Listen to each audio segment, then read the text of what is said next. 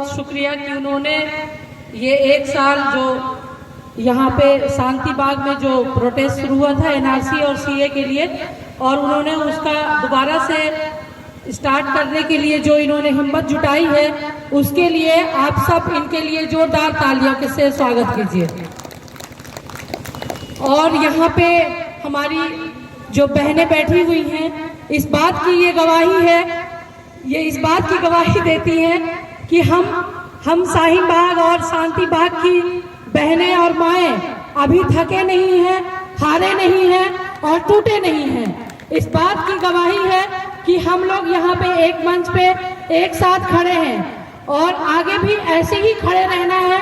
और शाहीन बाग जो जामिया में हमारे बच्चों के साथ ये जो सरकार है अडानी अंबानी की, उनको वहाँ की जो बहनें और माएँ थी, उन्होंने ये बता दिया कि माएँ कमजोर नहीं होती हैं। अगर अपनी औलाद पे, अपने बच्चों पे अगर बात आए तो वो सड़क जाम कर देंगी और संसद तक घेराव करेंगी, और वो किसी से नहीं डरती, क्योंकि माँ, ये भारत माँ है, ये पिता नहीं है, माँ है, जो बहुत ही शक्तिशाली होती है, सहनशीलता होती है उनके अंदर।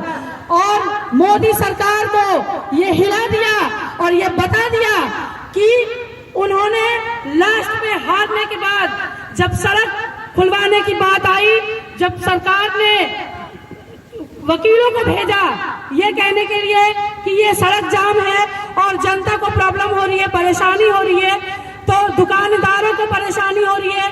दुकानदारों ने एप्लीकेशन लगाया कि हमारा दुकान यहाँ पे बंद है एनआरसी की वजह से, ये प्रोटेस्ट की वजह से, और हरियाणा और यूपी का कनेक्शन टूट चुका था शाहीन बाग के सड़क जाम की वजह से। तो हम लोगों ने यही कहा कि ये सड़क तब तक जाम रहेगा तब तक कि सीए एनआरसी एनपीआर वापस नहीं लिया जाए। लेकिन ये जो हमारे, क्या कहा जाए इनको, इनके लिए शब्द नहीं है, क्योंकि हमारे देश के प्रधानमंत्री हैं, माननीय आदरणीय हैं, तो कुदरत ने अपना एक ऐसा खेल खेला जो इनको पता ही नहीं चला कि एक साल पूरी दुनिया लॉकडाउन हो गई। हमने तो सिर्फ सड़क जाम किया था, लेकिन कुदरत ने पूरे देश को नहीं, पूरे वर्ल्ड को लॉकडाउन कर दिया। ये है उन बहनों की नमाज की दुआएं, उन माओं की जो रोजा रखती थी और 4 डिग्री 2 डिग्री के कड़कती हुई सर्दी में, वो बहनें जो 1 साल की बच्ची को लेके बैठी हुई थी और उस बच्ची का इंतकाल हो जाता है ठंड की वजह से, तो हमारे माननीय जो प्रधानमंत्री जी हैं वो ये कहते हैं कि उन पे केस किया जाए, क्योंकि उन्होंने लापरवाही किया और वो बच्ची का हत्या करते हैं। ये दोनों माँ बाप दोषी हैं और उनको कोर्ट में बुलाया गया। लेकिन जब ऊपर वाले की आवाज आएगी, वहां की लाठी गिरेगी, तो कोई बचाने वाला नहीं है। ये अडानी और अंबानी का देश नहीं है। यहाँ का नारा है जय किसान जय जवान, और जिस देश में ये नारा जब तक रहेगा तब तक अडानी अंबानी का नारा नहीं लग सकता। हम लोग 100% विरोध करेंगे और इनके हर सामान का विरोध करेंगे जिससे अंबानी और अडानी का खजाना भरता है, और इनको विरोध करेंगे। इनको माली हालत से नुकसान पहुंचाओ। जो इनको मोबाइल है जियो, उसका विरोध करो। जो भी रिलायंस का सामान है उसको ना करके इनका विरोध करो। हम जिस लायक हैं हमें उस लायक विरोध करना होगा, और ये विरोध जारी रहना चाहिए जब तक कि किसान आंदोलन, और वो ये कहते हैं कि किसान हरियाणा और पंजाब के किसान क्यों आंदोलन कर रहे हैं, ये इनका कहना है, क्योंकि ये एनआरसी और सीए में पंजाबियों का साथ था, आज मुसलमान का साथ दे रहे हैं, इसलिए वहां पे बॉर्डर पे ये लड़ाई लड़ रहे हैं किसान। मैं बताना चाहती हूँ माननीय प्रधानमंत्री जी को कि किसान, देश का हर वो व्यक्ति किसान है जो जमीन में रहता है और जमीन पे अपना मकान बनाता है और अपनी खेती करता है। अगर किसी के पास 1 कट्ठा जमीन भी है, अगर वो 10 किलो भी अनाज उगाता है तो वो किसान है।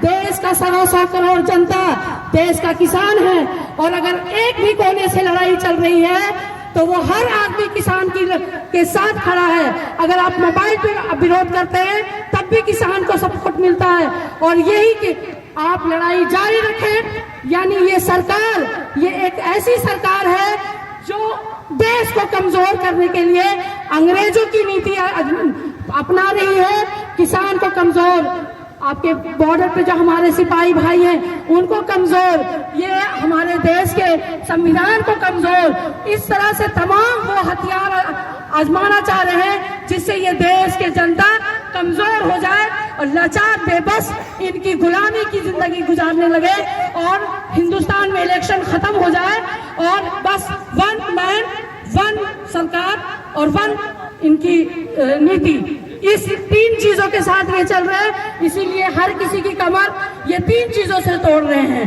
तो इसी के साथ मैं एक बार और बताना चाहती हूँ कि ये एनआरसी हो, सीए हो या किसान आंदोलन हो, हमारी लड़ाई तब तक जारी रहेगी तब तक ये, जब तक ये सरकार घुटनों के बल न बैठ जाए और हार न मान जाए। तो हमें नहीं डरना है, हमें लड़ते रहना है। और चाहे वो शाहीन बाग हो या चाहे वो शांति बाग हो, ये बहनें हमारी और हमारे भाइयों का जो योगदान है वो हमेशा ऐसे ही योगदान मिलता रहना चाहिए।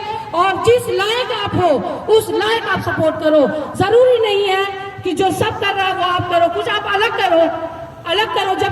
जब 13 दिसंबर को जामिया पे जब हमला हुआ, उसके बाद फिर जब 15 दिसंबर को जामिया पे हमला हुआ तो शाहीन बाग की औरतों ने सड़क जाम कर दिया, ये बता दिया कि अब यहाँ से आंदोलन शुरू होता है। अभी तक तो जामिया के कैंपस में था, अब जामिया के शाहीन बाग से शुरू हो रहा है और ये पूरी दुनिया को बता दिया गया।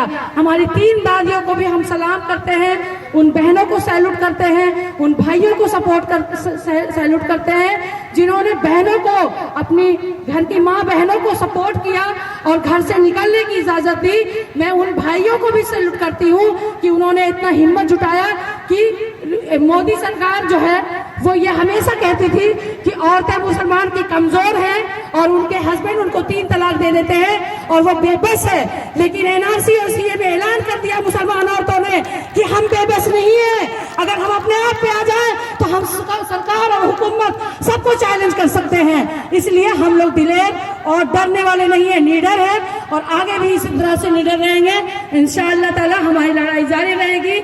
इसी के साथ मैं अपनी बात खत्म करती हूँ। खुदा हाफिज, अस्सलाम वालेकुम।